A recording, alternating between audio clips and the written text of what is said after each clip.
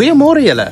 Ek is Dad Kaczynski en vandag praat ons in die reeks van hoe om jou eie groentetuin te maak, presies oor hoe om vinnig en maklik en goedkoop jou eerste groentebedding te maak. Nou soos julle kan sien, ek het 'n groot groentetuin, maar ek brei altyd nog uit. So die eerste ding wat ek doen, is ek kry vir my 'n stukkie grond en ek spit net so 'n bietjie die grond om, want ek wil hê dat die grond moet sag wees sodat die wortels kan deurgaan.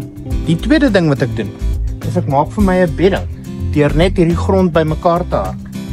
Die mates wat ek gebruik is altyd 2.4 meter by 1.2 meter. En julle kan sien, dit lyk pragtig. Net bo op daai grond wat gespit is, maak ek vir my sulke beddings.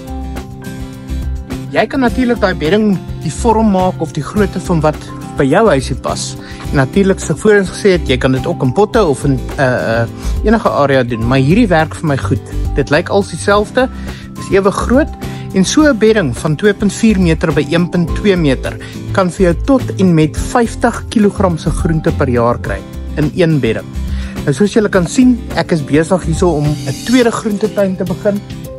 Ons het nou so 20 nuwe beddings gemaak in die laaste 2 dae en hierso is die stappe wat ek volg. So nadat jy jou bedding nou in sy vorm gekry het, dis omtrent as jy daai gespitte grond bymekaar hark in 'n hoop, 1.2 by 2.4, omtrent so 20-25 cm hoog, dan is die volgende stap wat ek doen om kompos daarbo te sit. Nou ek maak my eie kompos, maar jy kan natuurlik kompos koop ook. En ek gooi kompos 'n goeie 15 cm bo op daai nuwe bedding.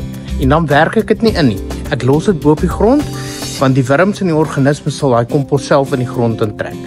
Die derde stap, nadat jy jou grond gespit het en die grond bymekaar gekry het en die kompos opgesit het, is ek bedek altyd my grond met 'n deklaag. Soos ek julle hierso kan sien, het ek lekker gras, strooi wat ek opgooi. Ek gebruik wat ek in die hande kan kry.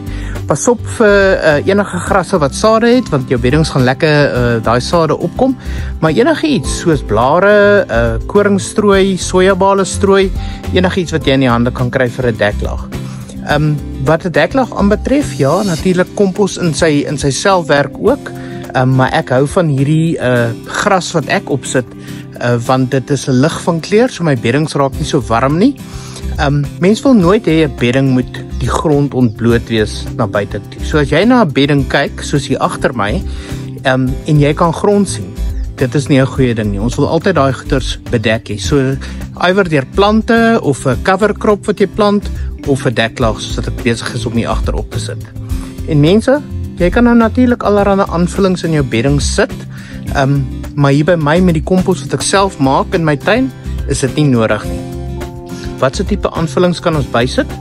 Jy kan natuurlik beenmeel bysit en jy kan organiese kunsmis bysit wat lekker lank vat om af te breek en nie 'n mikroorganismes gaan doodmaak in die grond nie. Nou ja, as jy al hierdie stappe gevolg het, dan het jy nou 'n pragtige bedding en nou kan ons begin dink aan wat gaan ons aan daai bedding plant. Gee my asseblief 'n thumbs up, volg of subscribe, deel hierdie met jou vriende en jou familie en in die volgende video gaan ons praat oor wat om in hierdie bedding te plant en 'n bietjie oor saad. Ons sit in Mei maand, so dis wintertyd, dis wintergewasse en dit is my favourite deel van tuin maak in die hele jaar. Dankie julle, geniet julle dag.